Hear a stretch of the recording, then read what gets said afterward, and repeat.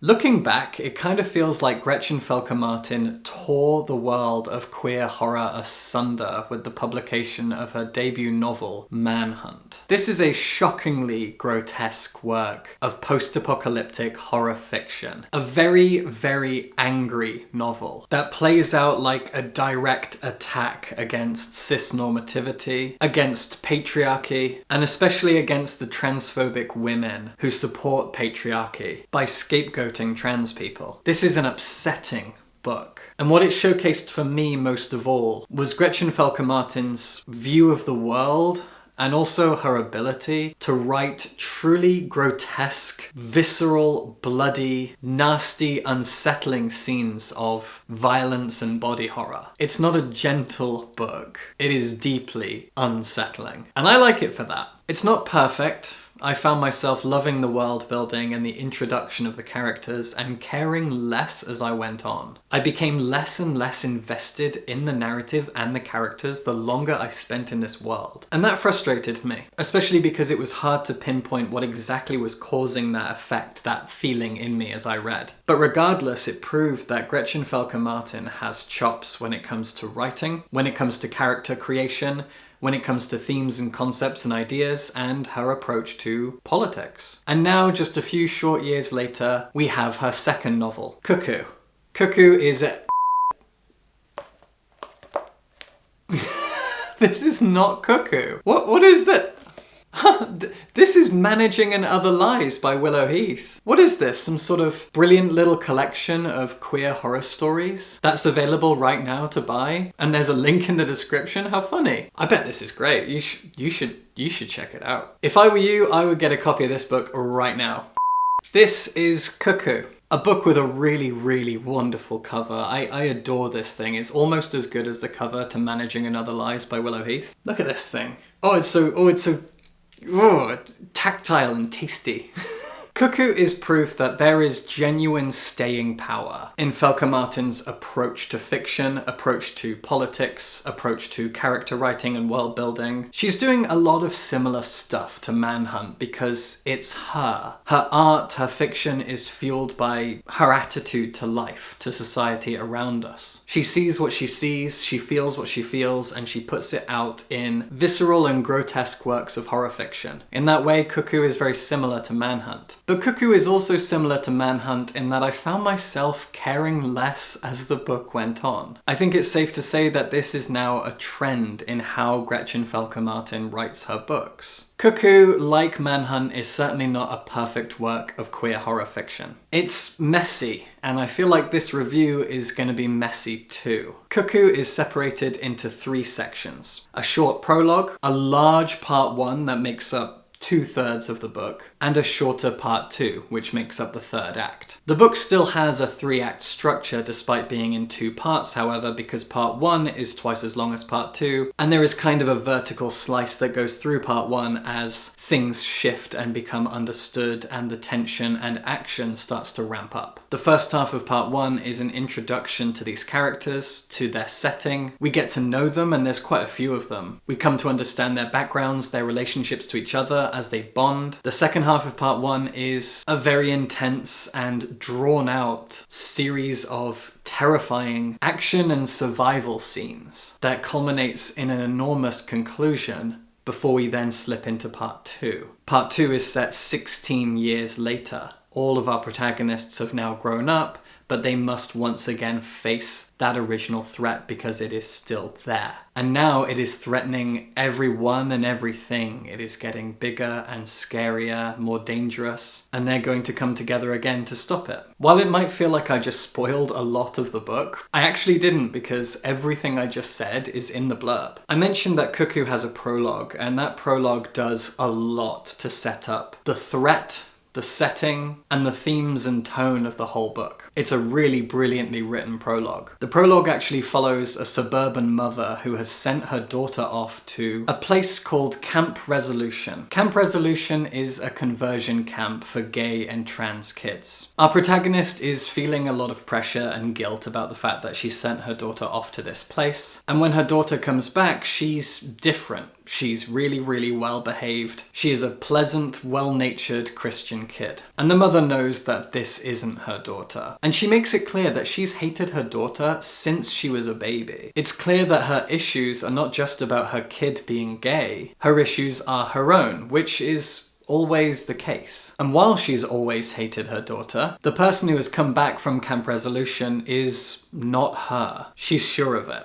And that's more or less proven by the sudden and terrifying climax of the prologue. Then we move into the main book, which follows around 7 kids who are all abducted, like flat out abducted. Their parents and guardians might approve of their abductions, signed papers, or called up the camp, whatever they had to do. They know it's happened. It's still an abduction. These kids are scooped up, thrown in the back of a van, and driven into the desert. One of them all the way from New York City. When we first meet her, she's a young trans woman who's run away from home and is walking the streets of New York City. She's scooped up, put in a van, and driven all the way to the Utah desert.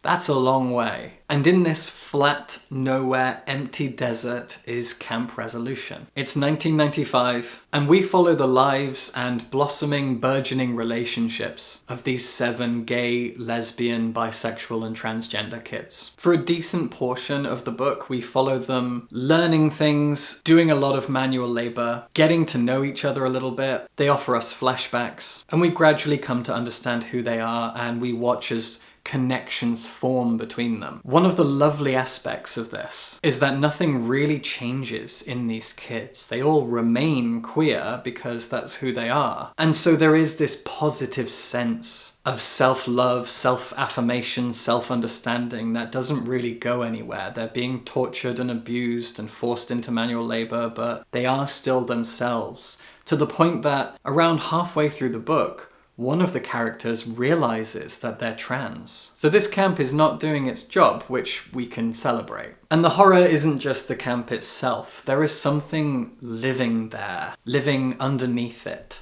or just outside of it, just within reach. There is an evil, a strange, monstrous thing that is able to wear somebody's skin, that is able to lure its prey. We don't know what it is for a long, long time. And if you glance at any reviews or social media comments about this book, you'll probably see 2 comparisons. Invasion of the Body Snatchers, which is referenced multiple times in the book, and Stephen King's It. I saw one review that said it's basically those things put together, and yeah, it is. Gretchen Felker-Martin is a film critic as well as an author, and Invasion of the Body Snatchers is embedded into the DNA of this book, and she's very clear and proud of that. But it also definitely feels like It. For example, the book is separated into childhood and adulthood. Much of the book is set during these vital teen years of self-understanding and self-acceptance. And we spend much of our time just getting to know these kids as this eldritch, alien, unknowable, terrifying, hideous monster stalks them, makes its presence known increasingly more and more, and becomes something that they must eventually run away from or fight back against. I won't go into details. So yeah, it really is those 2 things smushed together. And it generally works, but as I said, I didn't consistently love this book. Cuckoo has an issue where as soon as you move into the 3rd act, part 2, where these characters are now adults, and they're all scattered around the US, living different lives. Some of them are recognizable, some aren't. They're all in different situations, they've all been traumatized by their experiences, but it's been 16 years and we're trying to suddenly and very quickly get to know them again, and it doesn't really work. I was confused by who they are now and remembering who they were, and part 2 somehow takes a lot of time to show us who these people are now, while also still kind of feeling like a rush to the finale where we didn't have time to really understand them. And truthfully, I found myself not caring about part 2 at all. The adult versions of these people just did not grab me. I found myself wondering if the book could have been written entirely differently, where instead of part 2, we just focused on part 1 and it was expanded on a little bit, or maybe it wasn't and the book was just shorter. I just feel like part 2 is a novella-length sequel that's tacked on, and I struggled to care. The stakes are raised and everything, but I really just powered through it. Another issue for me is Gretchen Felker-Martin's writing style. As I said at the beginning of the video, she has a wonderful understanding of what makes a reader's skin crawl, and this is something I love about her writing. She writes the grotesque so well. Her ability to creep you out with viscerality and body horror is spectacular. She will make you feel nauseated by what you read. The descriptive language that she employs is better than you typically read in horror. Even the best horror writers would struggle to write visceral, physical grotesquerie the way that she does. It is truly nauseating. But the flip side of her writing is that in quieter moments where characters are talking and getting to know each other, I sometimes find myself zoning out. Now, I am a book critic with ADHD. If I zone out, it is deeply frustrating. I get angry at myself, I berate myself. This is my livelihood, I need to focus. I love to read, I have ADHD. Those two things clash a lot. And some writers have a style of writing that leads me to zone out more than I should, more than I typically do. And Felker-Martin is one of those writers. I find myself just zoning out sometimes and going, shit, now I have to turn the page, go back 2 or 3 pages. What was happening? Who is talking? Which character am I following? Where are they? What are they doing? It happened a lot in Manhunt, and it happens a lot in Cuckoo. There is just something in the way that she writes character interactions and more mundane day-to-day things that aren't full of visceral, grotesque horror that causes me to zone out. It's a frustrating thing, and if you have ADHD, I'd love to know if you come up against similar hurdles and frustrations in your reading experience. And what I think causes this in me is the way that the author jumps around a lot. We jump from character to character, makes it difficult to get to know one character in a focused and clear and dedicated way. We leap constantly around the camp from person to person, perspective to perspective. I get dizzy, I get disorientated. And so I did find myself struggling to care about or even understand and fully know all of these characters equally.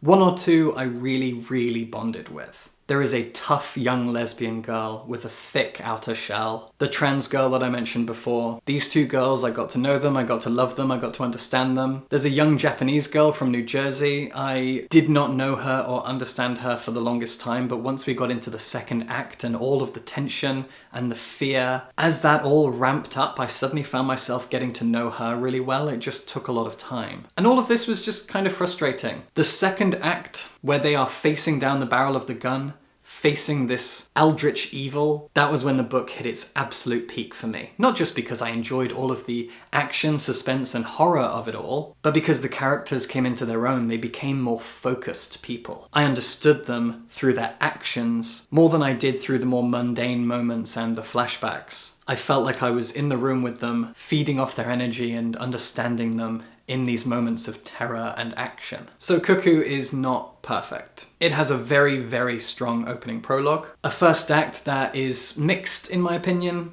There were moments where I was addicted to the writing and feeling the flow of it, and moments where I felt lost and frustrated and like I didn't know who these people were or even where they were. A second act that is absolutely perfect in its execution, in its length, in what happens in it. And a third act that I just didn't care about at all. But at the time of recording, it's been like 24 hours since I finished the book, and looking back, I would say that Cuckoo is a better novel than Manhunt. Manhunt is wonderful, and it is injected with so much pain and anger and hatred, and all of that manages to fuel the book brilliantly, because Felker-Martin came up with a wonderful setting and concept, but I found myself struggling to care about the characters and the story as it went on. Cuckoo has characters that are far more fleshed out, whom it takes a while to get to know, but once you do, it's worth it. It's also, as I said, a book that has more love and positivity behind it. Manhunt felt very doom and gloom. It was fueled by so much anger and disappointment. But Cuckoo, these characters retain a sense of self and they bond through adversity.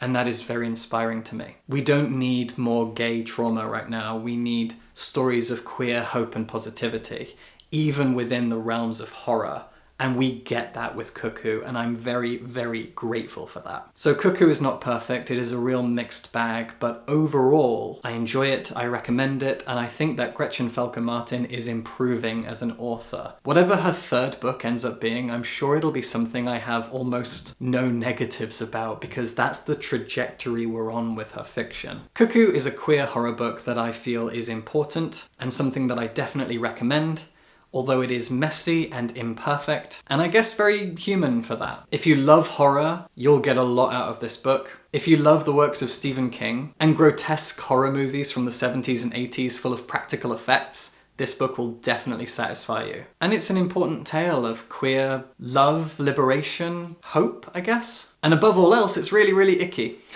And on a serious note, maybe also check out Managing and Other Lies, my book. The link is in the description. I'm very, very proud of this thing. Queer horror, queer love. Okay, subscribe for books.